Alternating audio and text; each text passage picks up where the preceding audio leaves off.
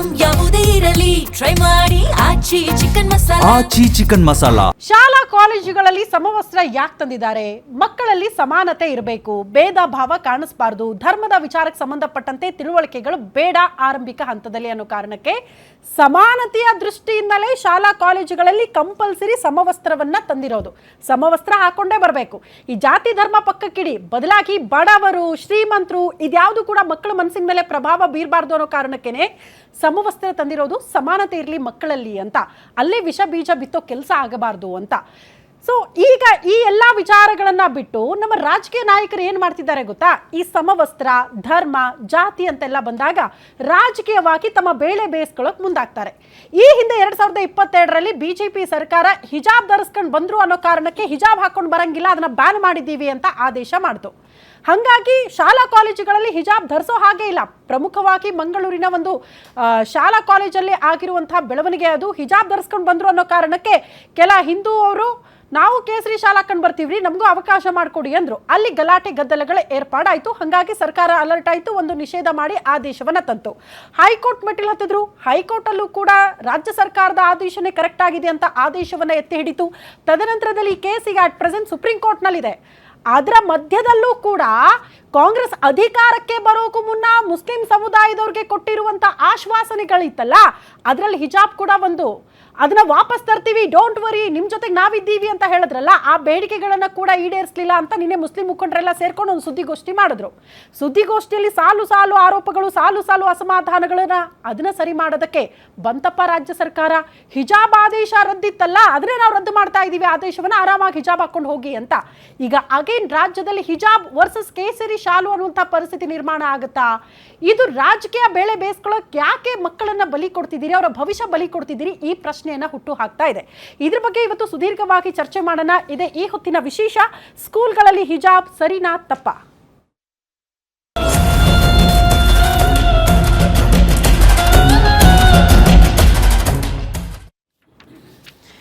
ಪ್ರಮುಖವಾಗಿ ಶಾಲಾ ಕಾಲೇಜುಗಳಲ್ಲಿ ಹಿಜಾಬ್ ಬ್ಯಾನ್ ಆಗಿರುವ ಆದೇಶವನ್ನ ರದ್ದು ಮಾಡಿದೆ ರಾಜ್ಯ ಸರ್ಕಾರ. ಇದರ ಉದ್ದೇಶ ಏನು ಅನ್ನೋದು ಇಡೀ ರಾಜ್ಯದಾದ್ಯಂತ ಚರ್ಚೆ ಆಗ್ತಾ ಇರುವಂತಹ ವಿಚಾರ.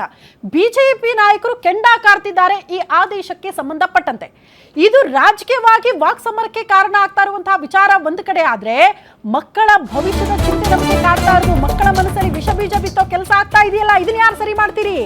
ಶಾಲಾ ಕಾಲೇಜುಗಳಲ್ಲಿ ಹಿಜಾಬ್ಗೆ ಗ್ರೀನ್ ಸಿಗ್ನಲ್ ಕೊಟ್ಟಿದೆ ರಾಜ್ಯ ಸರ್ಕಾರ. ಹಿಜಾಬ್, ಪೇಟ, ಟರ್ಬನ್, ಜನಿವಾರ, ಶಿವದಾರ ಇದೆಲ್ಲ ಕೂಡ ಉಲ್ಲೇಖ ಆಗಿದೆ ಆದೇಶದಲ್ಲಿ. ಪವಿತ್ರ ದಾರ, ರುದ್ರಾಕ್ಷಿ ಧಾರಣೆಗೆ ಯಾವುದೇ ರೀತಿಯ ನಿರ್ಬಂಧ ಇರೋದಿಲ್ಲ. ಕೇಸರಿ ಶಾಲು, ವಿಭೂತಿ, ಕುಂಕುಮ ಧರಿಸಿದ್ರೆ ಓಕೆನಾ? ಅದು ಆದೇಶದಲ್ಲಿ ಉಲ್ಲೇಖ ಆಗಿಲ್ಲ. ಅದ್ರ ಬಗ್ಗೆ ನಮಗೆ ಪ್ರಶ್ನೆ ಇದೆ. ಈ ಶೈಕ್ಷಣಿಕ ವರ್ಷದಿಂದಲೇ ಈ ಆದೇಶ ಜಾರಿಯಂತೆ. ಹಿಜಾಬ್ ರಿಟರ್ನ್ ವಿದ್ಯಾರ್ಥಿಗಳ ಹಿತದೃಷ್ಟಿಗ ಅಥವಾ ರಾಜಕೀಯ ಬೇಳೆ ಬೇಯಿಸ್ಕೊಳ್ಳಕ? ಭುಗಿಲೇಳುತ್ತಾ ರಾಜ್ಯದಲ್ಲಿ ಮತ್ತೆ ಹಿಜಾಬ್ ವರ್ಸಸ್ ಕೇಸರಿ ಶಾಲು ಫೈಟ್. ಸರ್ಕಾರದ ಆದೇಶದಲ್ಲಿ ಏನಿದೆ? ವಿವಾದ ಯಾಕೆ ಸೃಷ್ಟಿ ಆಗ್ತಾ ಇದೆ? ಶಾಲೆಗಳಲ್ಲಿ ಹಿಜಾಬ್ ಧರಿಸೋದು ಸರಿನಾ ತಪ್ಪಾ? ಇದೇ ಈಗ ಕಾಡ್ತಾ ಇರುವಂತಹ ಪ್ರಶ್ನೆ. ವಿಪಕ್ಷಗಳು ಏನ್ ಹೇಳ್ತಾ ಇದೆ? ಸರ್ಕಾರದ ಸಮರ್ಥನೆ ಏನು ಈ ವಿಚಾರಕ್ಕೆ ಸಂಬಂಧಪಟ್ಟಂತೆ? ಹಿಜಾಬ್ ಅವಕಾಶಕ್ಕೆ ಶಿಕ್ಷಣ ತಜ್ಞರು ಏನ್ ಹೇಳ್ತಿದ್ದಾರೆ? ಇದು ಓಕೆನಾ? ಅವರ ಅಭಿಪ್ರಾಯ ಕೂಡ ಇಂಪಾರ್ಟೆಂಟ್ ಆಗುತ್ತಲ್ಲ. ನನ್ನ ಆರಂಭದಲ್ಲೇ ಪೀಠಿಕೆ ಹಾಕ್ಬಿಟ್ನಲ್ಲ, ಶಾಲಾ ಕಾಲೇಜುಗಳಲ್ಲಿ ಸಮಾನತೆ ಅನ್ನೋದಕ್ಕೆ ಸಮವಸ್ತ್ರ ತಂದಿರೋದು. ಅದನ್ನ ಬಿಟ್ಟು ನಿಮ್ ಧರ್ಮಕ್ಕೆ ಸಂಬಂಧಪಟ್ಟಂತೆ ನೀವು ಶಾಲ್ ಹಾಕೊಂಡು ಬನ್ನಿ, ಹಿಜಾಬ್ ಹಾಕೊಂಡು ಬನ್ನಿ ಅಂತ ಅಂದ್ರೆ, ಶಾಲ್ ಹಾಕೊಂಡು ಬರೋದ್ರ ಬಗ್ಗೆ ಒಂದು ಕ್ಲಾರಿಟಿ ಕೊಟ್ಟಿದ್ರು ಕೂಡ ವಿವಾದಗಳು ಸೃಷ್ಟಿ ಆಗ್ತಾ ಇರಲಿಲ್ಲ. ಅದ್ರ ಬಗ್ಗೆ ಆದೇಶದಲ್ಲಿ ಉಲ್ಲೇಖ ಇಲ್ವಲ್ಲ. ಇವತ್ತಿನಿಂದ ಯಾರಾದ್ರೂ ಕೇಸರಿ ಶಾಲ್ ಹಾಕೊಂಡು ಹೋದ್ರೆ ಒಳಗಡೆ ಬಿಡ್ತೀರಾ? ಅದು ಓಕೆನಾ? ಈ ಹಿಂದೆ ಎಕ್ಸಾಮ್ ಬರೆಯುವಾಗ ಜನಿವಾರ ಹಾಕೊಂಡು ಬಂದ್ರು ಪಾಪ ವಿದ್ಯಾರ್ಥಿ ಅನ್ನೋ ಕಾರಣಕ್ಕೆ ಜನಿವಾರ ತೆಗ್ಸಿದ್ರಲ್ಲ, ಆಗ್ಯಾಕೆ ಆದೇಶ ಬರಲಿಲ್ಲ? ಈಗ ಯಾಕೆ ಬಂತು? ಯಾಕೆ ಮುಸ್ಲಿಂ ಸಮುದಾಯದವರು ಕೈ ಬಿಟ್ಟು ಹೋಗ್ತಾರೆ ಪಕ್ಷವನ್ನ ಅನ್ನುವಂಥ ಆತಂಕನ?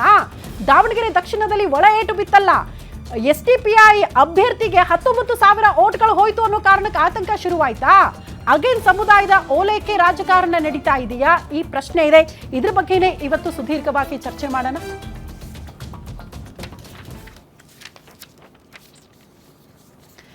ಓಕೆ, ಬಿಜೆಪಿ ನಾಯಕರು ಈ ವಿಚಾರಕ್ಕೆ ಸಂಬಂಧಪಟ್ಟಂತೆ ಒಬ್ಬೊಬ್ಬರ ರಿಯಾಕ್ಷನ್ಗಳನ್ನು ಕೊಡ್ತಿದ್ದಾರೆ. ಅದೇ ರೀತಿ CT ರವಿ ಅವರು ಮಾತನಾಡಿದ್ದಾರಂತೆ. ಏನ್ ಹೇಳಿದ್ದಾರೆ ಬನ್ನಿ ನೋಡ್ಕೊಂಡು ಬರೋಣ. ಬಟ್ ಅದಕ್ಕೂ ಮುನ್ನ ಒಂದು ಬ್ರೇಕಿಂಗ್ ಅಪ್ಡೇಟ್ ಇದೆ ಇದೇ ವಿಚಾರಕ್ಕೆ ಸಂಬಂಧಪಟ್ಟಂತೆ. ಹಿಜಾಬ್ಗೆ ಗ್ರೀನ್ ಸಿಗ್ನಲ್ ಕೊಟ್ಟಿದ್ದಕ್ಕೆ ಬಿಜೆಪಿ ಕಿಡಿಕಾರ್ತಾ ಇದೆ. ಸರ್ಕಾರದ ವಿರುದ್ಧ ಬಿಜೆಪಿ ಮುಖಂಡ CT ರವಿ ವಾಗ್ದಾಳಿ ನಡೆಸಿದ್ದಾರೆ. ಹಿಜಾಬ್ಗೆ ಅವಕಾಶ ಕೊಟ್ಟಿದ್ದು ಸರಿಯಲ್ಲ, ಯಾಕೆ ಈ ಆದೇಶ ತಂದ್ರು ಅನ್ನೋದೇ ಅರ್ಥ ಆಗ್ತಾ ಇಲ್ಲ ಅಂತ ಬಿಜೆಪಿ ನಾಯಕರು ಪ್ರಶ್ನೆ ಮಾಡ್ತಿದ್ದಾರೆ. ಹಿಜಾಬ್ ಮತೀಯ ಚಿಹ್ನೆನ, ಸಂಸ್ಕೃತಿಯ ಚಿಹ್ನೆನ? ಈ ಬಗ್ಗೆ ಸರ್ಕಾರ ಮೊದಲು ಸ್ಪಷ್ಟಪಡಿಸಬೇಕು ಅಂತ ಬಿಜೆಪಿ ನಾಯಕರು ಪ್ರಶ್ನೆ ಮಾಡ್ತಿದ್ದಾರೆ.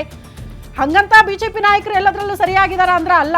ಈ ಹಿಂದೆ ಅವರು ನಿಷೇಧ ಮಾಡಿದ್ದು ಕೂಡ ರಾಜಕೀಯ ವಿಚಾರಕ್ಕೇನೆ, ಯಾವುದೋ ಒಂದು ಸಮುದಾಯವನ್ನ ಓಲೈಕೆ ಮಾಡೋದಕ್ಕೇನೆ, ಯಾವುದೋ ಒಂದು ಧರ್ಮ ನಮ್ಮ ಜೊತೆಗಿದೆ ಅನ್ನೋದನ್ನ ತೋರಿಸೋದಕ್ಕೇನೆ ಬಿಜೆಪಿ ನಾಯಕರು ಕೂಡ ಇಂಥದ್ದೊಂದು ಆದೇಶ ತಂದಿದ್ದು. ಹಂಗಾಗಿ ನಿಮ್ ರಾಜಕೀಯ ಬೇಳೆ ಬೇಯಿಸ್ಕೊಳ್ಳೋದಕ್ಕೆ ಮಕ್ಕಳ ಭವಿಷ್ಯ ಯಾಕೆ ಬಲಿ ಕೊಡ್ತಿದ್ದೀರಾ? ಇದನ್ನ ಜನಸಾಮಾನ್ಯರು ಪ್ರಶ್ನೆ ಮಾಡ್ತಾ ಇರೋದು. ಸಿ.ಟಿ. ರವಿ ಅವರು ಮಾತನಾಡಿದ್ದಾರೆ. ಸರ್ಕಾರ ಮತೀಯ ಚಿಹ್ನೆಗಳನ್ನ ಬಳಸೋದಕ್ಕೆ ಅವಕಾಶ ಕೊಟ್ಟಿದೆ. ಹಾಗಾದ್ರೆ ಯೂನಿಫಾರ್ಮಿನ ಭಾಗನ ಮತೀಯ ಚಿಹ್ನೆ ಸ್ಪಷ್ಟಪಡಿಸಬೇಕು. ಮತೀಯ ಚಿಹ್ನೆ ಬೇರೆ, ಸಂಸ್ಕೃತಿಯ ಚಿಹ್ನೆ ಬೇರೆ. ಹಿಜಾಬು ಮತೀಯ ಚಿಹ್ನೆನೋ ಸಂಸ್ಕೃತಿಯ ಚಿಹ್ನೆನೋ ಸ್ಪಷ್ಟಪಡಿಸ್ಲಿ. ಹಿಜಾಬ್ ಇರಬಾರ್ದು ಅಂತ ನಾವು ಹೇಳಲ್ಲ. ಶಾಲೆಗಳಲ್ಲಿ ಇರಬೇಕಾ? ಶಾಲೆಗಳಲ್ಲಿ ಯೂನಿಫಾರ್ಮ್ ಮಾತ್ರ ಇರಬೇಕೋ ಹಿಜಾಬು ಇರಬೇಕಾ? ಹಿಜಾಬ್ ಪಾರ್ಟ್ ಆಫ್ ಯೂನಿಫಾರ್ಮ್ ಆದರೆ ಯಾರೂ ಪ್ರಶ್ನಿಸೋಕೆ ಅವಕಾಶ ಇಲ್ಲ. ಹಿಜಾಬ್ ಪಾರ್ಟ್ ಆಫ್ ಯೂನಿಫಾರ್ಮ್ ಅಲ್ಲದೆ ಇದ್ದರೆ ಅದನ್ನು ಬಳಸೋದು, ಅದನ್ನು ಹೇಗೆ ಸರ್ಕಾರ ಸಮರ್ಥನೆ ಮಾಡುತ್ತೆ? ಮತ್ತು ನೀವು ಕೇಸರಿ ಧಾರ್ಮಿಕ ಚಿಹ್ನೆ ಅಲ್ಲ ಅಂತ ಹೇಳುವ ಅಧಿಕಾರ ನಿಮ್ಗೆ ಯಾರು ಕೊಟ್ಟವರು? ನೀವೇನು ಧಾರ್ಮಿಕ ಪಂಡಿತರ? ನೀವು ಹಿಜಾಬ್ಗೆ ಅನುಮತಿ ಕೊಟ್ಟು ಕೇಸರಿಗೆ ಅನುಮತಿ ಕೊಡಲ್ಲ ಅನ್ನೋದ್ರ ಅರ್ಥ ಏನು? ಯಾರಾದರೂ ಕೇಸರಿ ಕಲರ್ನ ಹಿಜಾಬ್ ಹಾಕೊಂಬಂದ್ರೆ ಅವ್ರನ್ನ ಹೊರಕಳಿಸ್ತೀರಾ? ಕೇಸರಿಗೆ ಯಾಕೆ ವಿರೋಧ ಇದೆ? ನಾಳೆ ಶಬರಿಮಲೆ ಮಾಲೆ ಹಾಕ್ತಾರಪ್ಪ, ದತ್ತ ಮಾಲೆ ಹಾಕ್ತಾರೆ, ಅವ್ರನ್ನ ಹೊರಗಿಡ್ತೀರಾ ನೀವು ಕೇಸರಿ ಹಾಕೊಂಬಂದಿದ್ದೀವಿ ಅಂತ? ಅಂದರೆ ಈ ನೀತಿ